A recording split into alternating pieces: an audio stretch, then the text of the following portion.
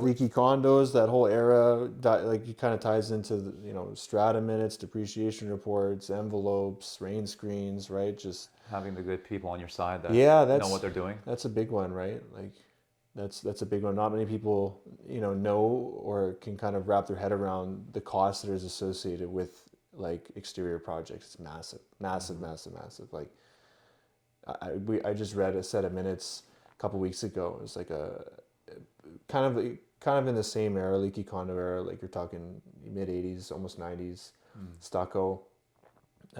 They were looking at like 50 plus grand for the exterior project, like right out of Yeah, that unit's pocket. that sounds like cheap. It could be a lot higher. Yeah, and it's my guys are like just rattled. They're like $50,000. Like, can we put that, factor that in and say we could try, and people are probably going to try, but that's a big cost to eat.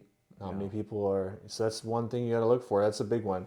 Obviously, we always look for the big projects, right? I mean, medium to small is okay, right? I mean, but there's other factors. How much is in the contingency fund? Like, how did they go about levies in the past? How much do they lean on the fund? There's so many different things that go into calculating, costs that might be borne to you. But yeah, I mean, every building's got work coming up, right? People like I get a couple buyers every so often who are just like, oh, I don't want any issues, and they got this price point of like that's not ideal. So it's like, well, you're getting into an older building, can't expect to not have any work. Like it's kind of inevitable, right? Yeah.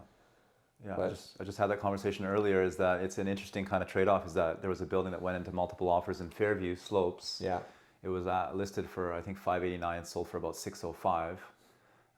But just walking, you can see the balconies were going to go in the next couple of years. Walking through the parking membrane, it was all water and all the efflorescence and black and everything. So you kind of knew, you looked at the depreciation report, you knew there was some big costs coming up, another 50K, yeah, if not maybe 50 to 60K. So you add that to the price of 605, now you're at 660 grand. I mean, then you might want to look at more of a maybe slightly smaller, newer property that doesn't have these big ticket items, right? Pros and cons. yeah, But that's the thing. I just had this conversation literally an hour before we met.